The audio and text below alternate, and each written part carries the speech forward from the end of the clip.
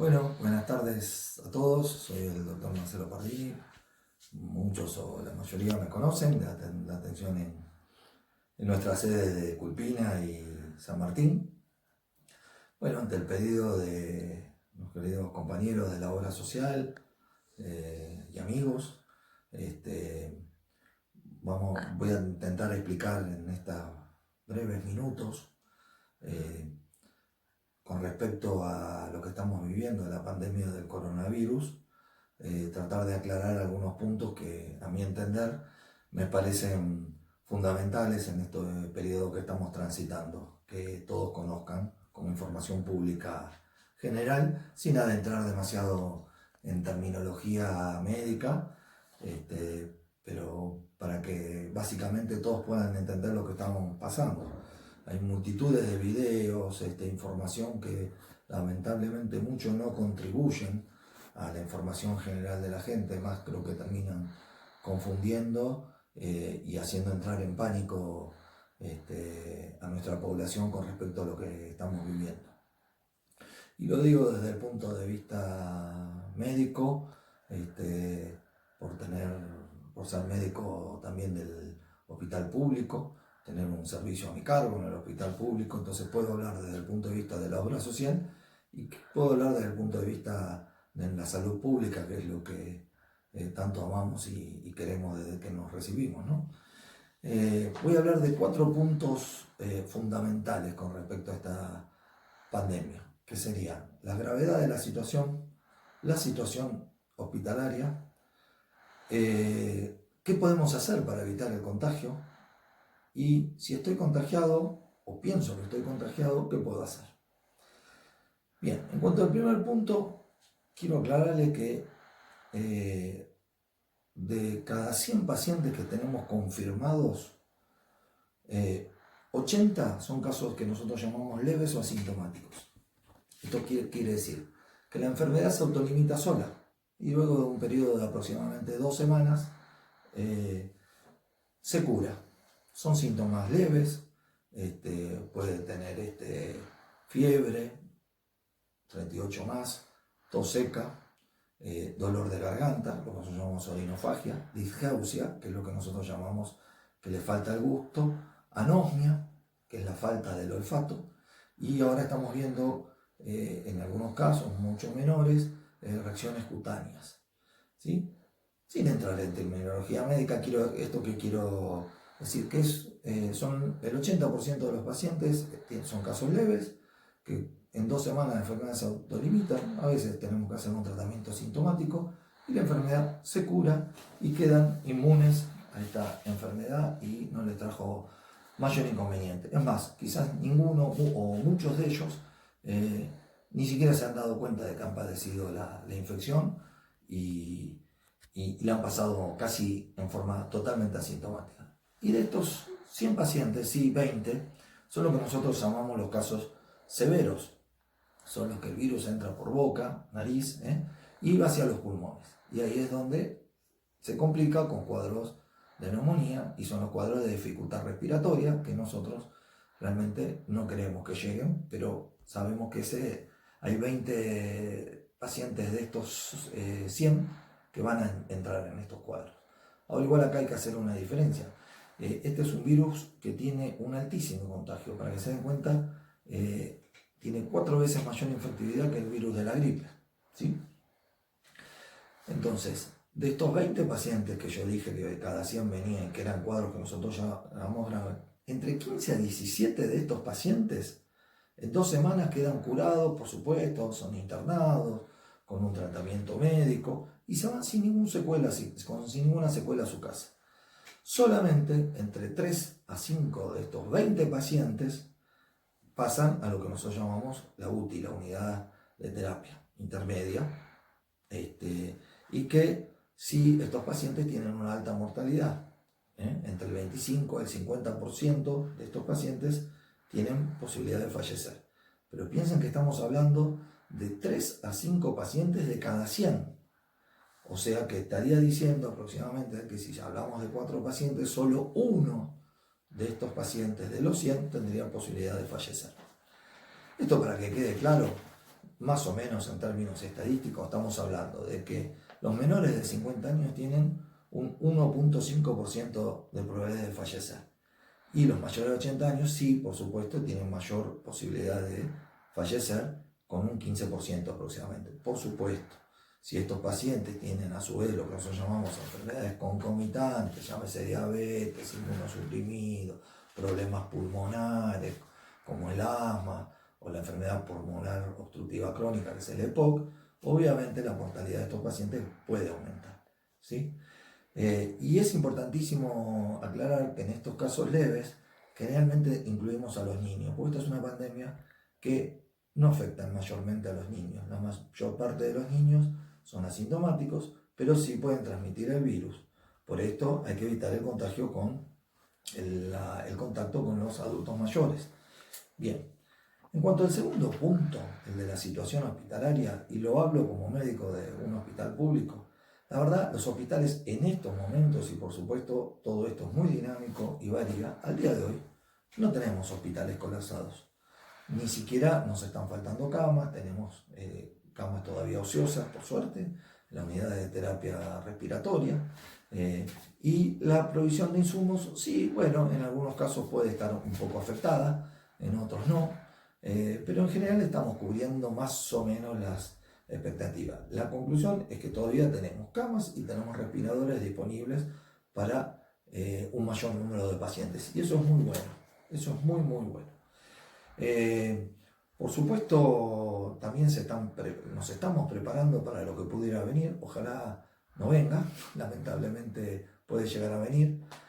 Hay que, por supuesto, estar atentos y ser precavidos, y por eso que nos estamos preparando para lo que pudiera venir, ¿sí? Se están preparando también hospitales de las Fuerzas Armadas, hospitales privados, porque tenemos lamentablemente la experiencia de Europa. Por supuesto, no estamos en Europa, ni todavía hemos llegado ni siquiera mínimamente a lo que pasó y está pasando en Europa, pero bueno, la idea es justamente prevenir esta situación. Y la verdad, estoy muy, muy conforme de los profesionales que tenemos, tanto en el ámbito público y privado, que están respondiendo muy, muy bien y con mucha responsabilidad ante esta epidemia. Bien, el tercer punto que les quería comentar es qué puedo hacer para evitar el contagio. Bueno, acá lo fundamental es ralentizar el ritmo de contagios, ¿sí? Esto es lo más importante que tiene que tener clara la población en general, ¿sí? ¿Eso para qué? Porque nos va a dar la posibilidad de responder a toda la demanda que tengamos. No es lo mismo que se enferme toda la gente junta y que mucha de esa gente requiera respirador, que esto lo vayamos haciendo en etapas. Para esto, dos puntos fundamentales en esto. El aislamiento social, esto que venimos hablando hace mucho, o por lo menos desde el mes pasado, para evitar que haya contactos. Con esto, lo que estamos diciendo que es un virus que es altamente contagioso, y el aislamiento social nos va a permitir esto, que se disminuya la cantidad de infectados. Para que quede bien claro, miren este video cortito que les voy a decir.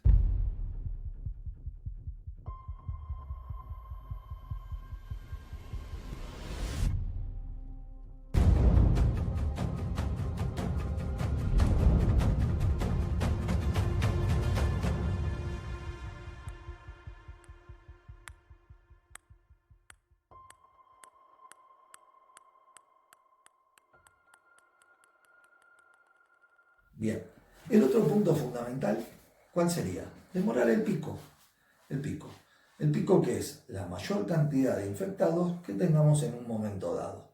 No es lo mismo, para que ustedes me entiendan, tener un pico así que tener un pico así.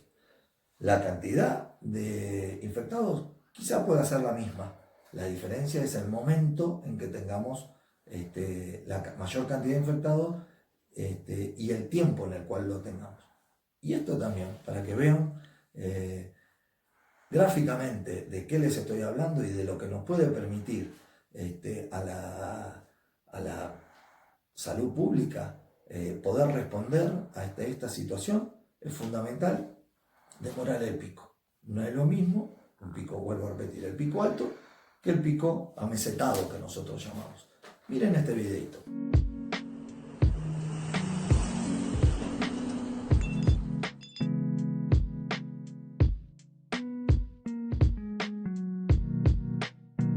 Obviamente en todo esto hay un perjuicio económico, se entiende, es clarísimo, pero también tengamos que pensar que la salud es nuestro bien primordial y hay que poner en la balanza esto, ¿no?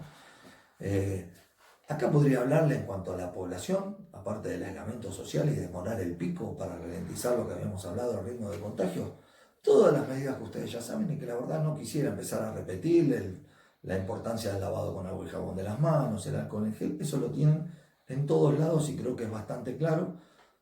Y por supuesto podemos hacer nuevas charlitas para ir explicando más de estas cosas, pero creo que lo tienen más o menos todo claro. Y el cuarto punto es si estoy contagiado o pienso que estoy contagiado, ¿qué puedo hacer? Bueno, acá los síntomas son muy diversos. Sabemos que si hay fiebre y un síntoma, uno o más síntomas, es muy probable, y nosotros ya lo tomamos como caso sospechoso de coronavirus.